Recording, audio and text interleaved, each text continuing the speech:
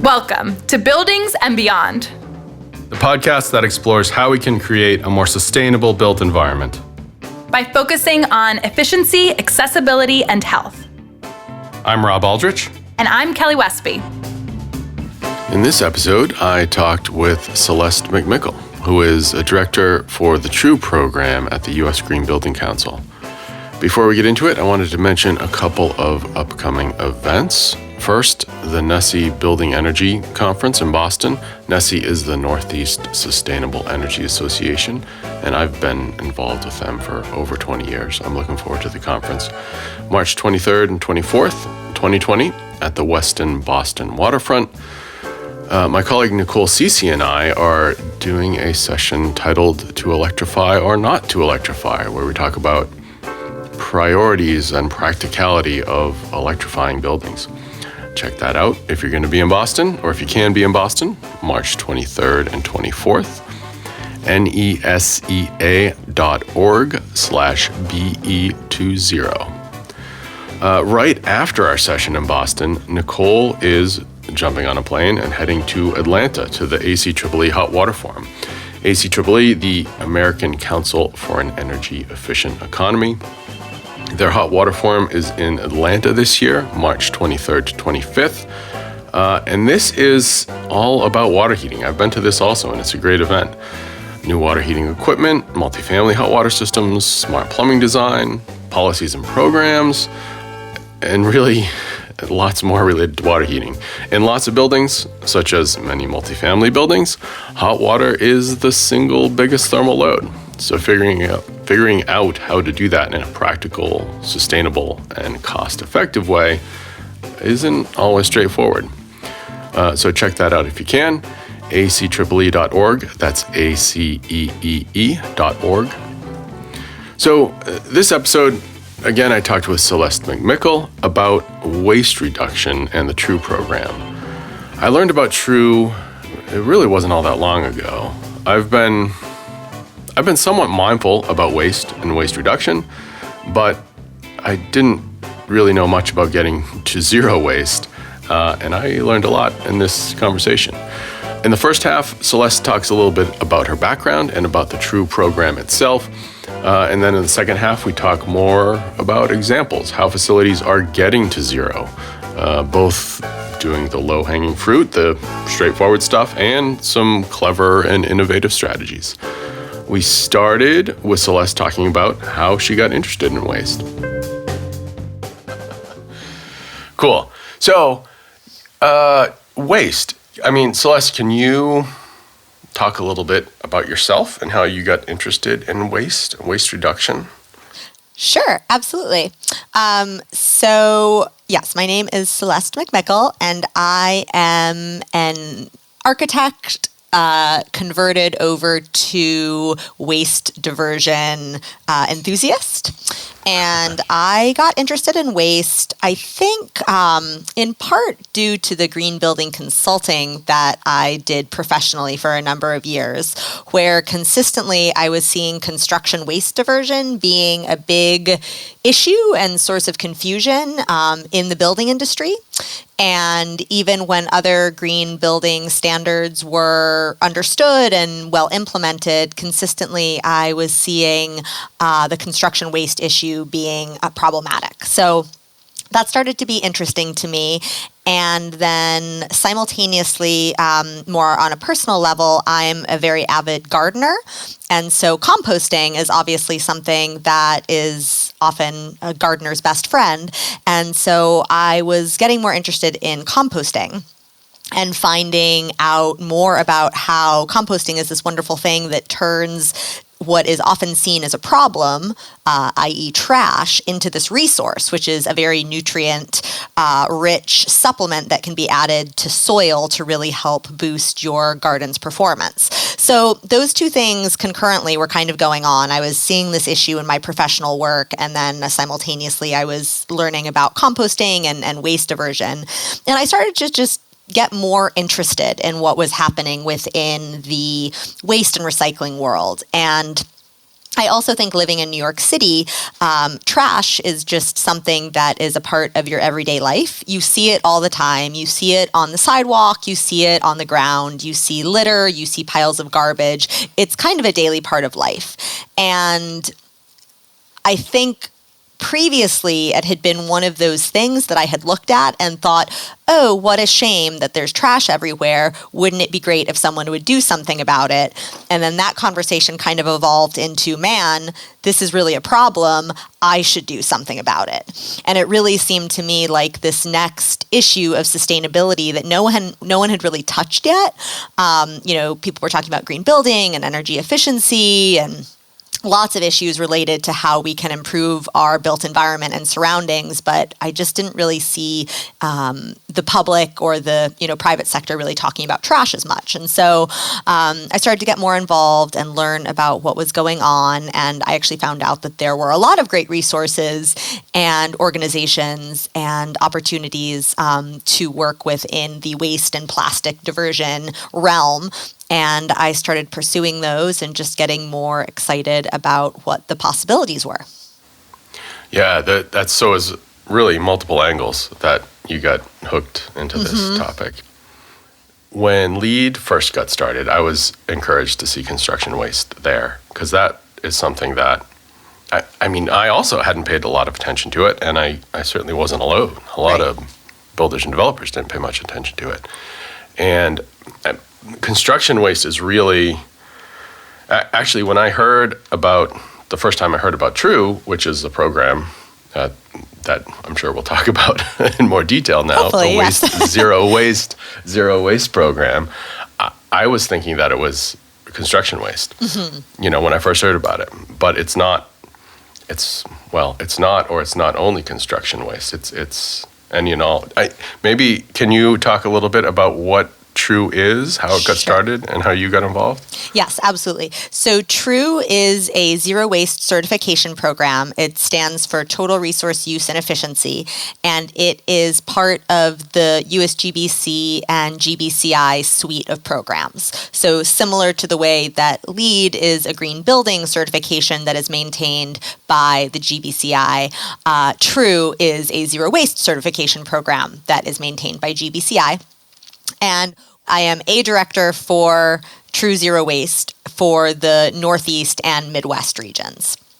What we do with our TRUE projects is that we help facilities ensure that their operations meet a set of zero waste certification standards. So what that kind of means in the context of understanding how that works within the building is you might have a LEED certified building that then their operations would be TRUE certified. So we're really working with the facilities themselves to make sure that their internal operations are conducted with zero waste in mind. And we have a set of metrics that we've developed to help our clients and their facilities achieve those standards.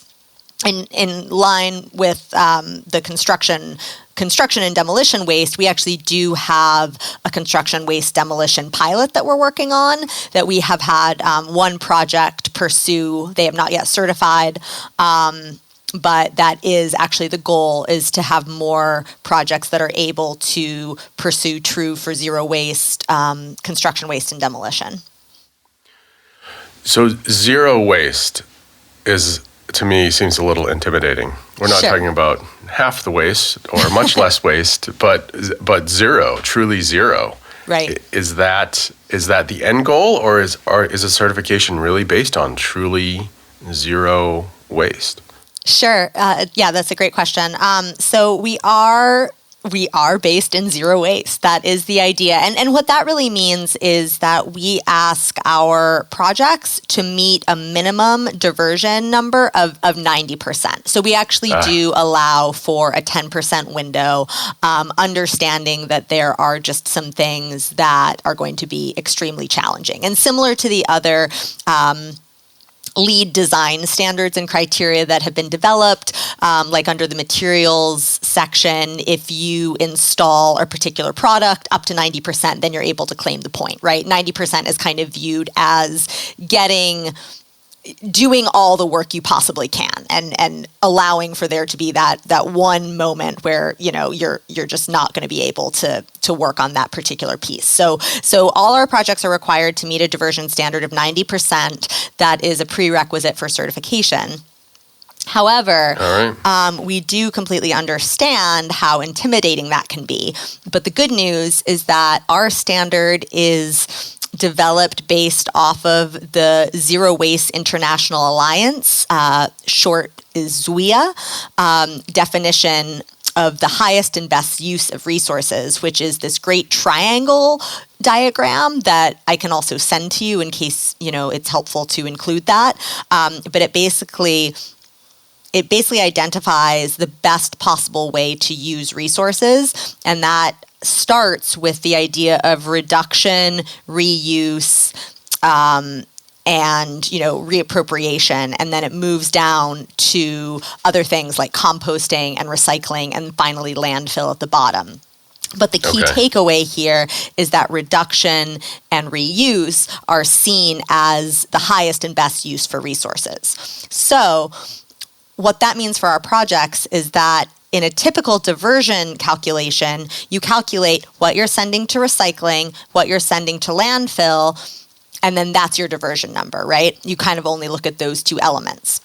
What we do is we consider that recycling is actually not the highest and best use of resources, and that the best thing a company can do is to make a more sustainable choice, such as something simple like switching from having single-use plasticware in a kitchen facility to having a reusable silverware option, or similar with like a single-use coffee cup versus providing actual washable, reusable cups. So for our clients, we allow them to count the items that they're making a reusable reduction choice in, and calculate what the amount of resources that was previously devoted to that product would be, and count that towards their diversion number.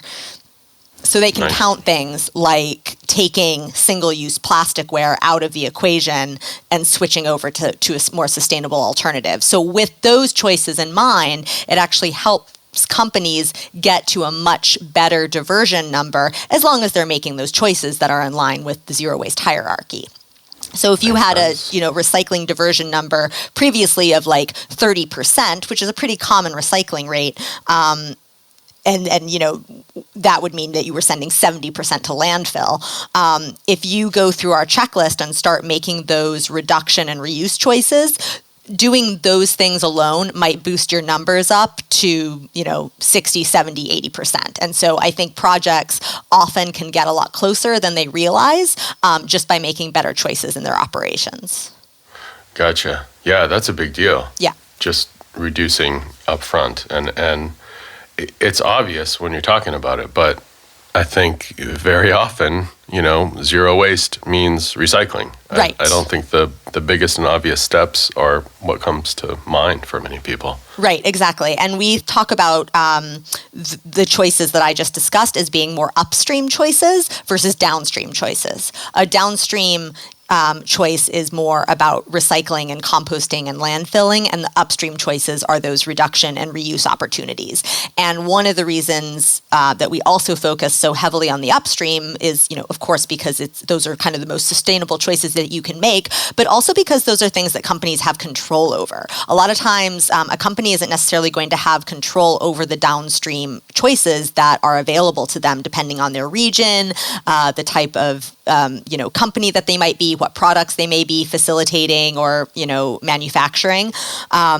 Because our recycling markets, which we can talk more about, have been especially challenging over the last couple of years. And so we really want to make sure that we're giving companies the opportunity to save as many resources as possible without having to rely 100% on what haulers may or may not be available, even if it's just a simple thing like they want to compost and there's no compost hauler available.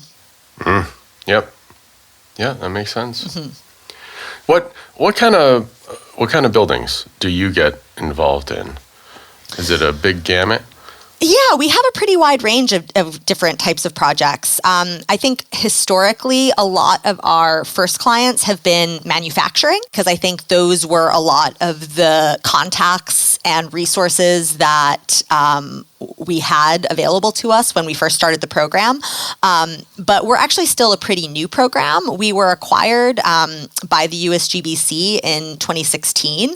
And so it's really only been about like 2.5 years of being able to really launch this program and move it forward. So although it started with a lot of manufacturing, over the past couple of years, especially as being part of the USGBC, we've really seen a lot of growth in hospitality, in higher education, commercial and office buildings. We've already even had some opportunities to talk with residential, like property manager companies.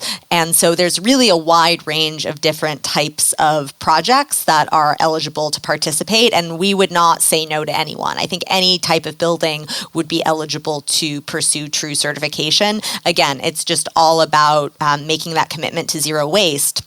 And the exciting thing about zero waste is that it's something that everyone encounters, right? Like every person in the world deals with trash, just in different ways.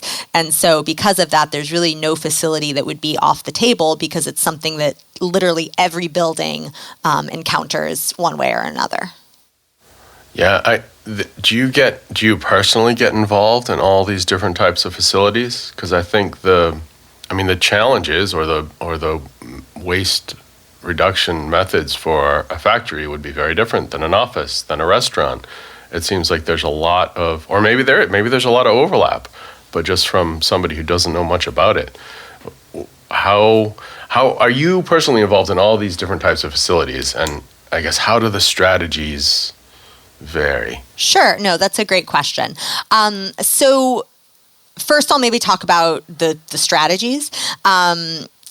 As far as that's concerned, we use a tailored certification program that's kind of similar to LEED, in that there are a number of different points, 81 in total, that projects can choose from for how they want to pursue certification. We also have tiered performance tiers, certified silver, gold, and platinum, what everybody is familiar with LEED. So we tried to make it simple.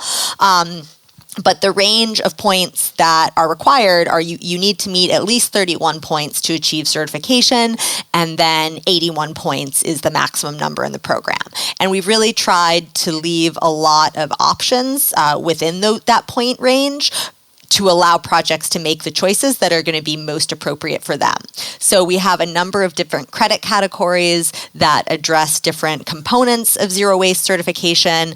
We have a section on closed loop. We have a section on recycling, a section on composting, a section on education, training, you name it. All the different elements that go into what a zero waste certification encapsulates, we've tried to address. And because of that, I think it gives projects and individual facilities the opportunity to pick and choose what is going to be most appropriate for their unique situation. So the certification program is very tailorable. You just have to meet 90%. That's kind of we do have a number of different requirements, but achieving the 90% is kind of the most important one.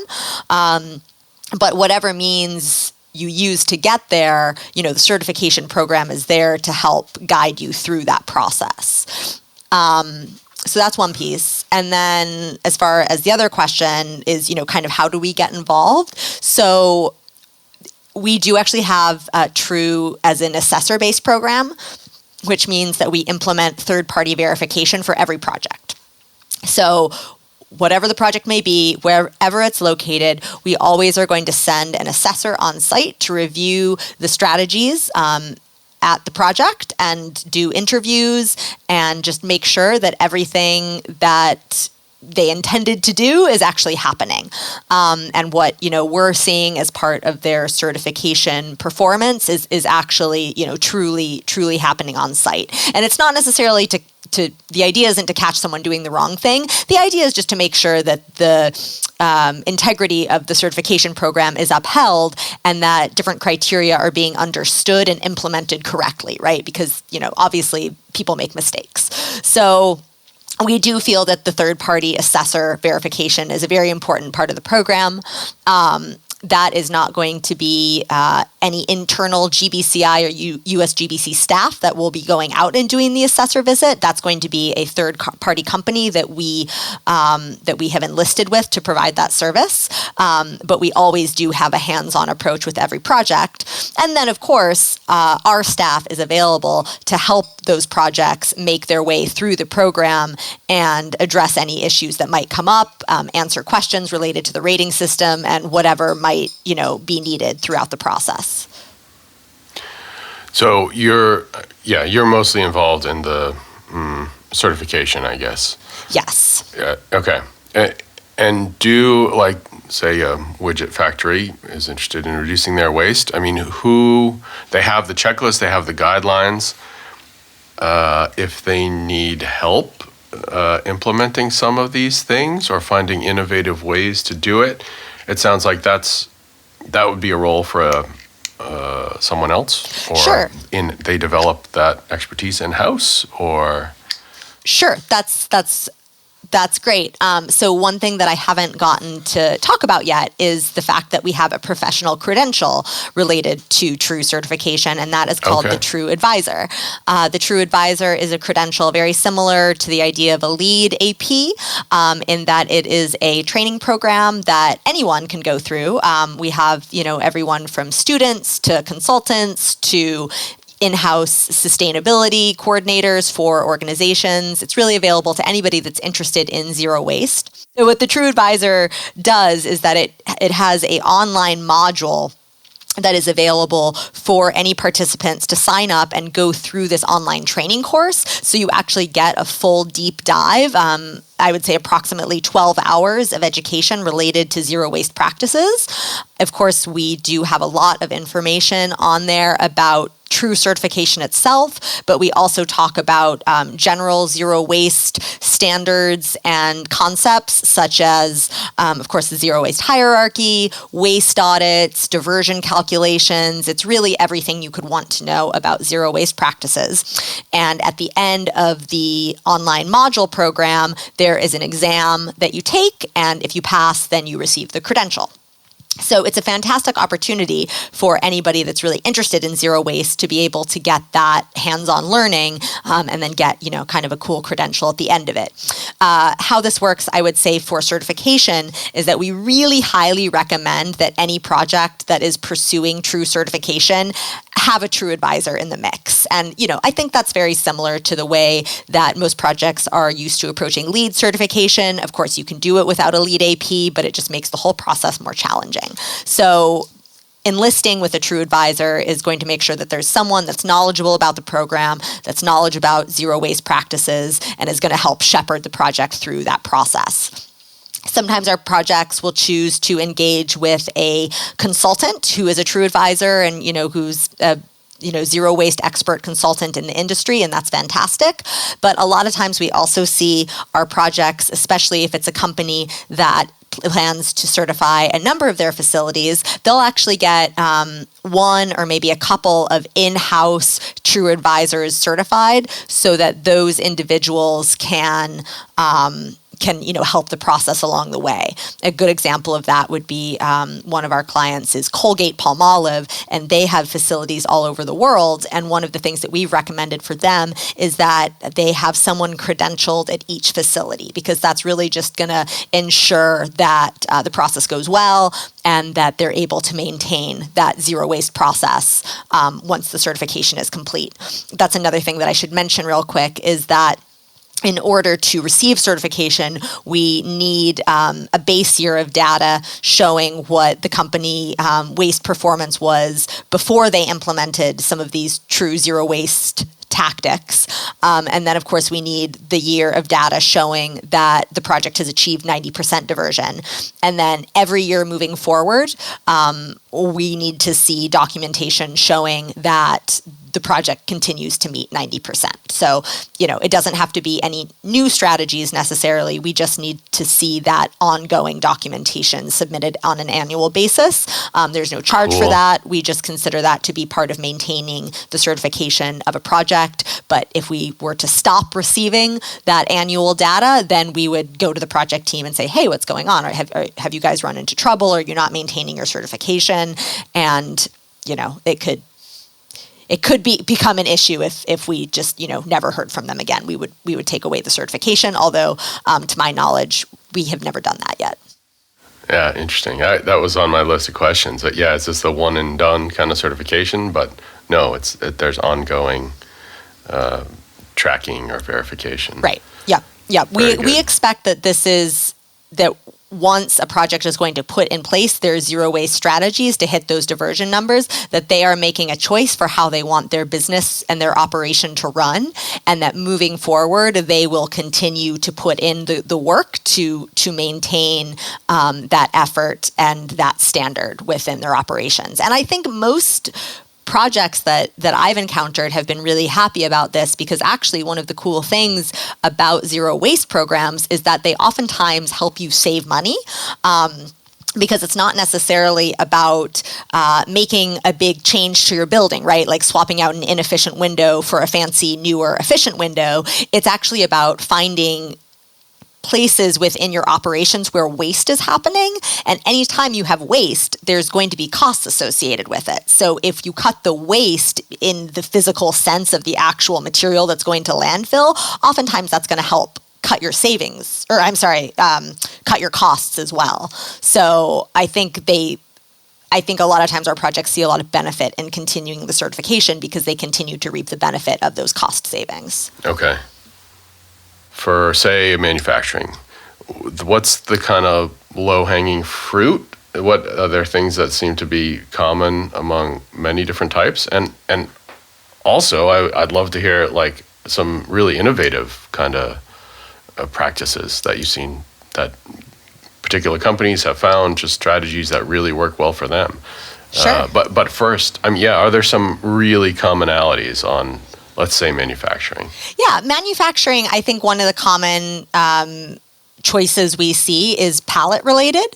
A lot of times pallets are pretty single-use items, unfortunately, even though, they're made out of wood, but they're fairly flimsy and they break very easily.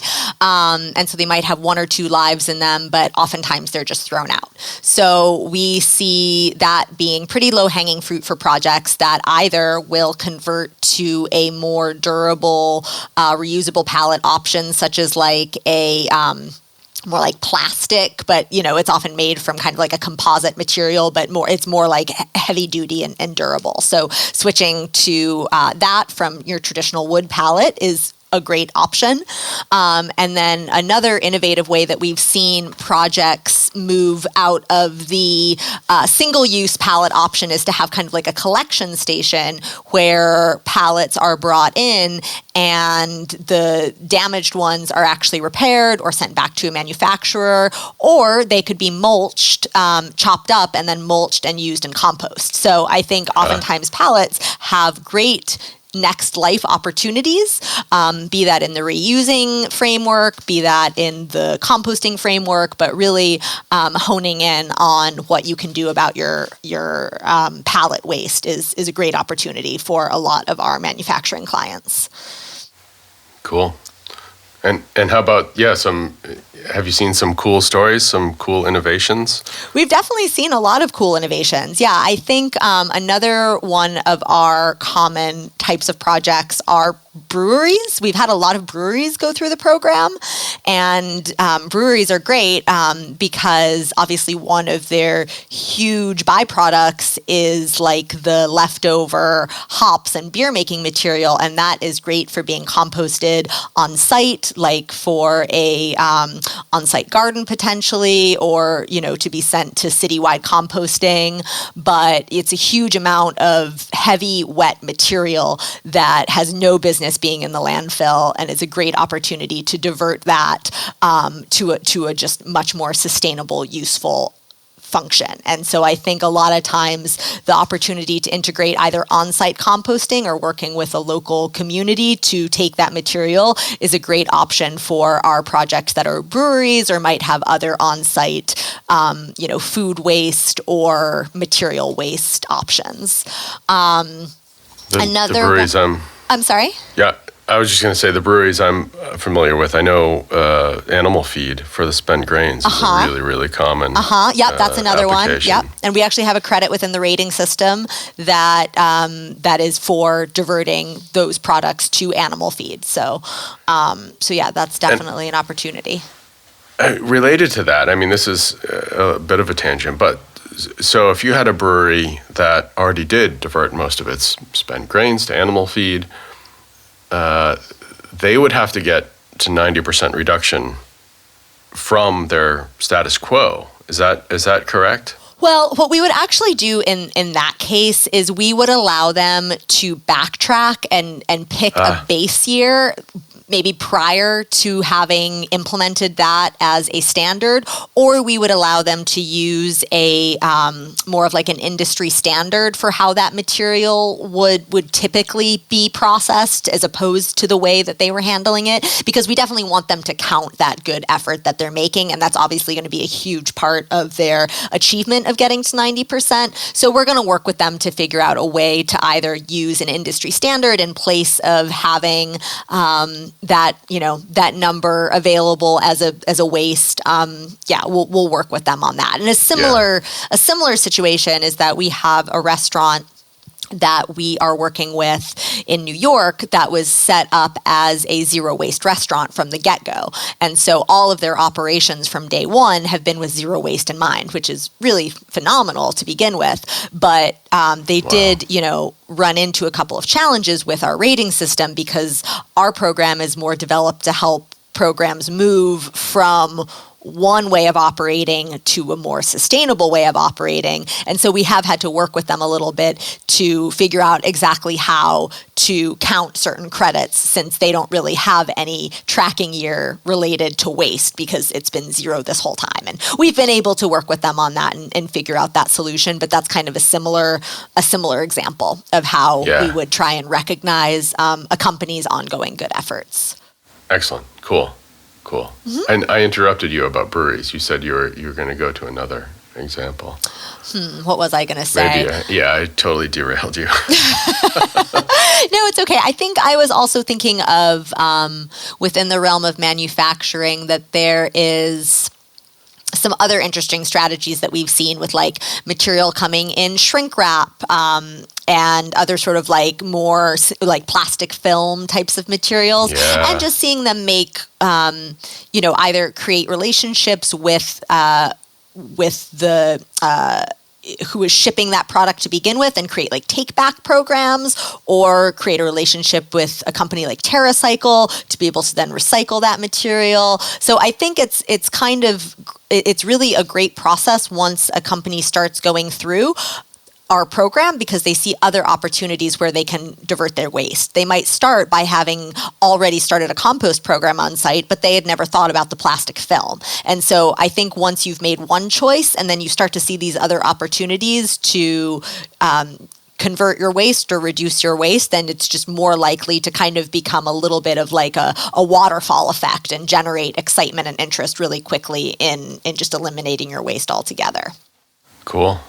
Yeah, fantastic. How about in restaurants? You mentioned restaurants, and I would think that would be a lot. I mean, food waste is, I would think, a huge issue, biggest issue in restaurants. Yeah, food waste is a huge issue, and that's definitely an area that we're hoping to focus a little bit more on. I think the hospitality industry in general is a little bit of a newer industry for us to be partnering with, but there's so much work to be done in that realm, and I think a lot of projects that are getting really excited about the opportunity to work towards a certification to be able to showcase that they actually are making the effort that they say they're doing.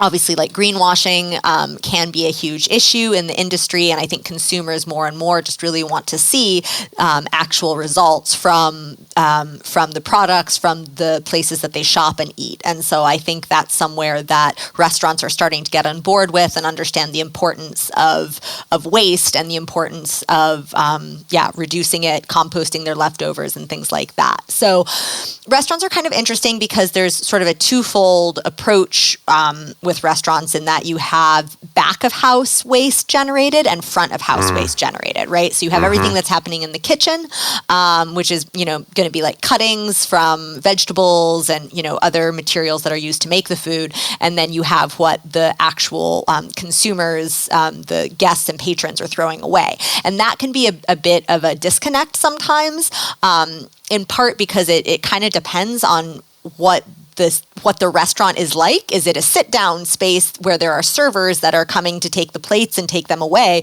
Or is it more a quick get-up-and-go type of restaurant where the patrons are responsible for bussing their own trays and tables?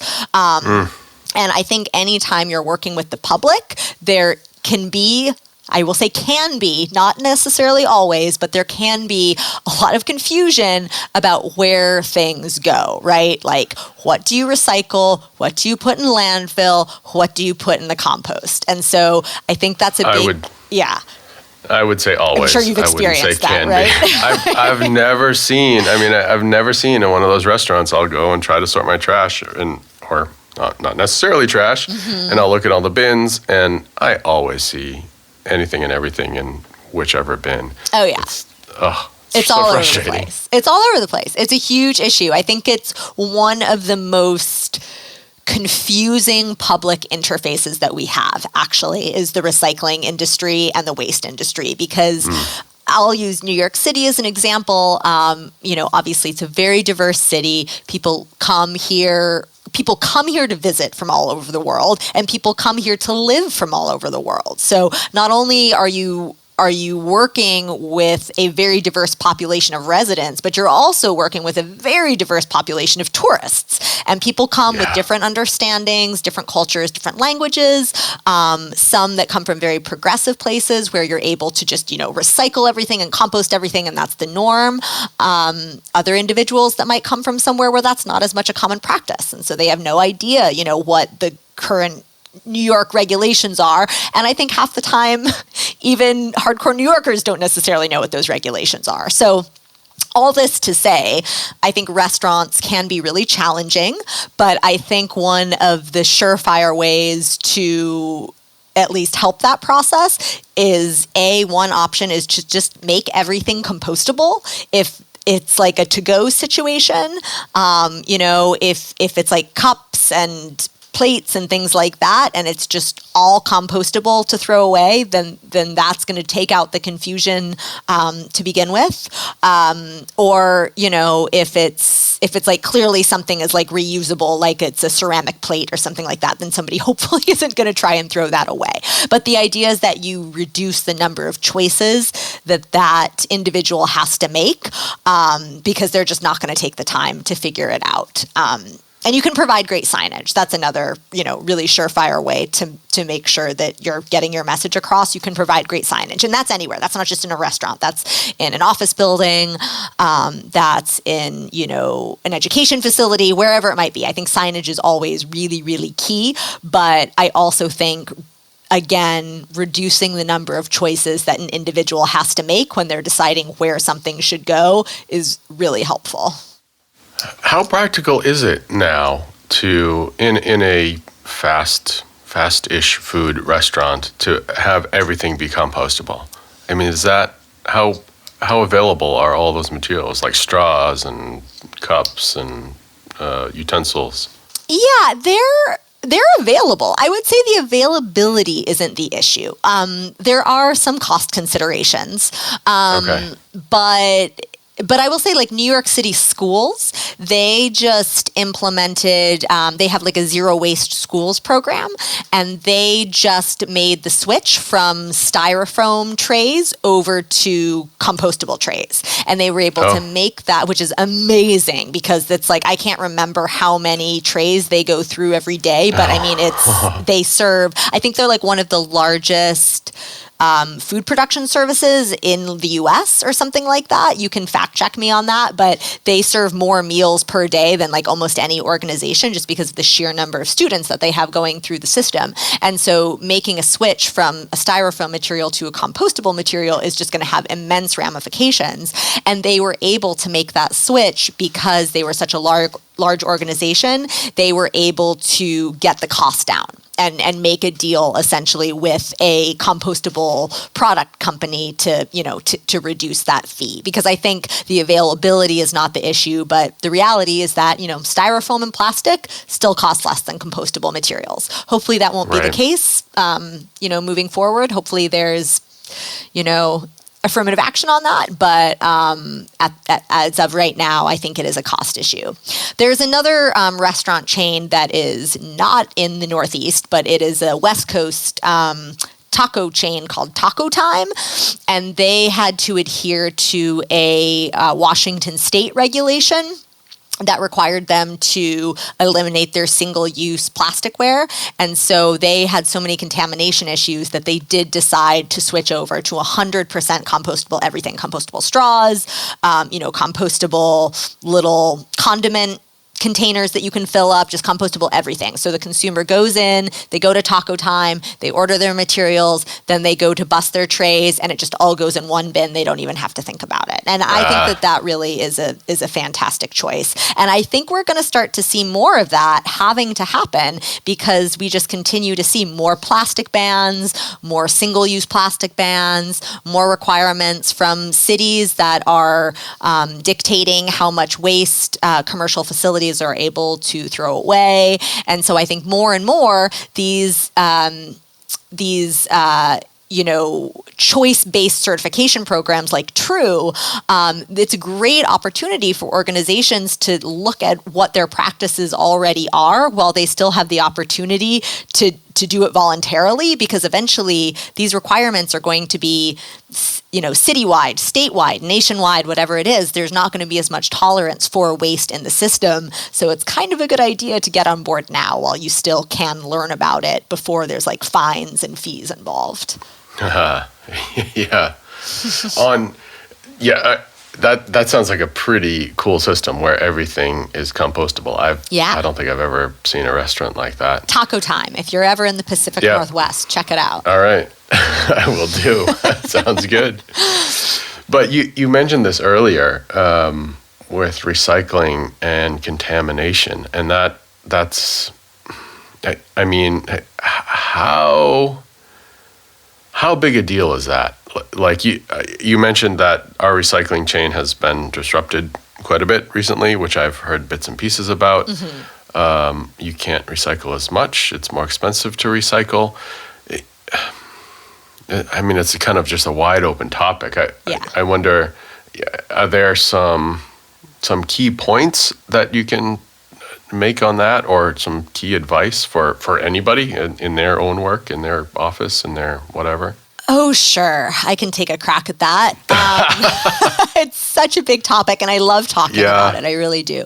I think, to me, one of the biggest issues that I see is wish cycling. Are you familiar with the term wish cycling? Have you heard that but I can imagine what it might mean. You can imagine what it might mean, right? It's somebody looking at a product in their hand and saying, this should be recyclable.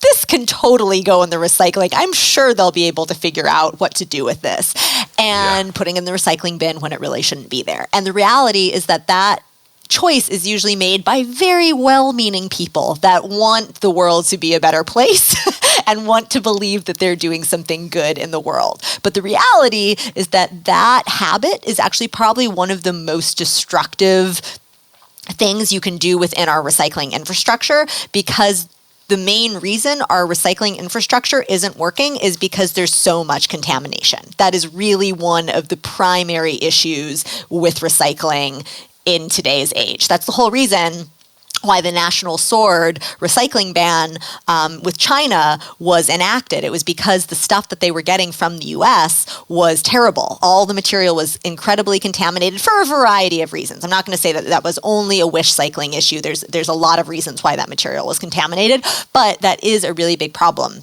People putting like plastic bags in the recycling, that actually clogs the recycling equipment, and it just makes more work for the people that are at those recycling facilities doing the picking. Because I don't think what people necessarily also realize is that if you go and tour a recycling facility, a MRF, a material recovery facility, all the material that's collected from a municipality goes to gets diverted to like various locations, but comes together to one central facility where they have sorting equipment, and there's actual people on those sorting lines. Some of it is automated, but those people have to sort through materials and pick out what actually is recyclable from the massive material that shows up on those lines, of which, not all of that material is recyclable. So I think if there's one personal choice that people can take away from this podcast, is that really just try and pay more attention to what is actually recyclable in the area where you're located and follow those regulations. And if you think that it can't be recycled, it probably can't, and it should probably just go in the landfill. It's actually better in the landfill than it is incorrectly in the recycling. Yeah, gotcha. And it's a sad lesson because I really don't like putting things in my landfill trash bin. It makes me really sad, but I know that it's the right place for it. When it's something that I'm like, I kind of think that this is actually just something I want to recycle, but it can't be recycled, it needs to go in the trash bin. And that's okay. You're doing a good thing sometimes by putting it in the trash bin. And you mentioned, a big challenge, I think, is clear instruction, even coming from the hauler or the municipality or whoever. The whole chain, right on down. Our office tries to be very conscientious about this stuff, and we look at the material that we get from the city, we get from the hauler, and we end up scratching our heads about a lot of things still. Right. So is that, does True get into that level of kind of the whole waste chain kind of clarification or education? Sure. Well, yeah. Again, I think what True, the program, really tries to do is really focus on those upstream choices, which are going to have sometimes less to do with what an individual hauler is going to require. But I think a big piece of the equation for both upstream and downstream is clear communication, education, training, signage, all of it.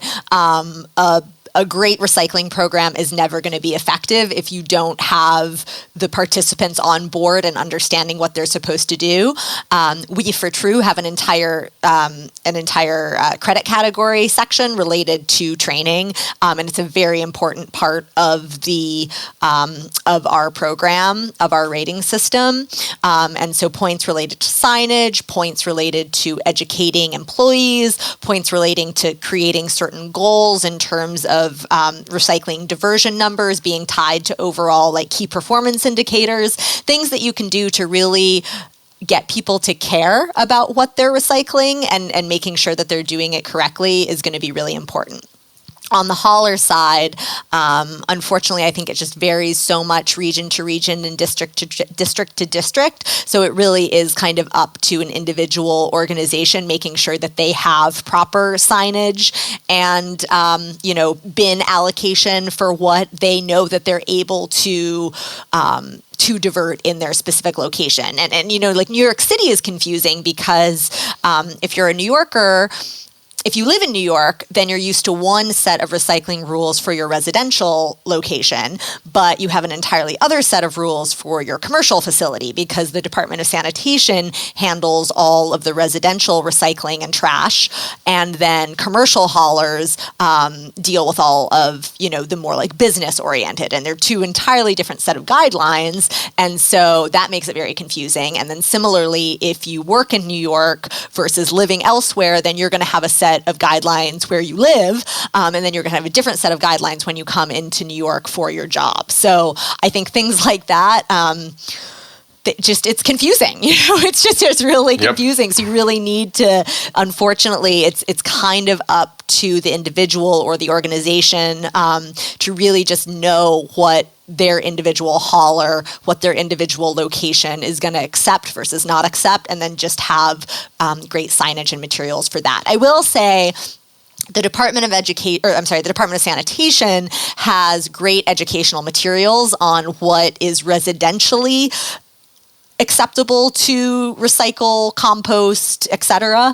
That you can get all of that material on the Department of Sanitation website. I just think not that many people know about it. That's the other thing. It's just like not that many people are spending their spare time trolling the Department of Sanitation website looking for great educational resources. But if you do, they're on there. So is that New York? New York specifically, yeah, that is specific to New York. And I think a lot of municipalities actually have that material on their website. And I do think they really do try and communicate that to the public. I mean, I working in the industry, I go to a lot of speaking events and industry-specific webinars and things like that, and you hear people talking about the work that they're trying to do within their municipality, be it San Francisco, Portland, Oregon, Chicago, Philadelphia, New York, and the lengths that they go to try and educate the public. And I really think that there is a lot of effort to be made in that education and outreach. It's just such a huge task. So, the more that I think people take individual responsibility and accountability for being part of that process, the better. Yeah, and it goes back to the reduce and reuse pieces also. Yes, exactly. It goes back to that as well. And that's kind of an interesting point, because I think for so long we've had this idea that if you recycle, you're doing your part. If you recycle, then it's okay that I used, 4 single-use water bottles today because I'm going to throw them all in the recycling. And don't get me wrong, it's great that you're throwing that in the recycling. A water bottle should go in the recycling. That's where it belongs. But, I think it's also important to remember that the recycling system in some ways is flawed, and that there are a lot of material and energy inputs required in the recycling process that it's not necessarily, it's not an even trade, right? It's not use 4 single-use plastic water bottles, put them in the recycling, and there's been zero energy consumption. It's it still takes a lot of work for those recycled plastic bottles to be made into something else and be recycled. But it's still better, of course, than the alternative of throwing them away. Yeah. So, in 5 years, Celeste, what do you think we'll be talking about when we talk about zero waste or waste in general? Ooh, great question. Well, I hope that zero waste has become more the norm. I hope it is seen less as a outrageous, inaccessible goal. I hope that it has become more the industry standard, in the same way that I think LEED has become a little bit more the industry standard in certain sense, at least for certain municipalities and certain types of buildings. We have funding tied to LEED certification. We have requirements tied to LEED certification for certain, types of facilities in different districts. And I think those types of things are fantastic and really moving the needle. And I think the USGBC in general has done a really good job over the last couple of decades of really helping to push that needle in the environmental realm. And so I do really see the waste industry as being kind of like the next horizon of sustainability. And I really hope to see a lot more of that push done in that realm, be it municipalities adopting TRUE as more a standard that they require for buildings, commercial operations, manufacturing facilities over certain square footage, that there's a requirement to achieve or at least pursue TRUE certification. I hope we see more legislation coming out related to single-use bans, related to plastic bags, straws, cutlery, whatever it might be. And I hope we just continue to see kind of overall awareness and improvement in the recycling infrastructure and people's understanding of, how their individual actions make an impact. Just, I hope the next 5 years continue to make the world a better place. That's my goal. Fantastic. Thank you very much. Yeah, you bet. Thank you for listening. Buildings and Beyond is produced by Stephen Winter Associates. Our mantra is improving the built environment, making buildings more efficient, more comfortable, more healthy, accessible, making more sustainable buildings, more durable, more resilient, and more affordable. We're really focused on making buildings better. Visit us at swinter.com. That's SWINTER.com. Visit swinter.com/podcasts for all the Buildings and Beyond episodes and the show notes. Visit swinter.com/careers to see job openings. We have several openings across our offices in Connecticut, Manhattan, Washington, D.C., and our newest office in Boston. Thanks to the production team here, Heather Breslin, Alex Mirabile, Jade Alvarez, Dylan Martello, Kelly Westby, and I'm Rob Aldrich. Thanks for listening.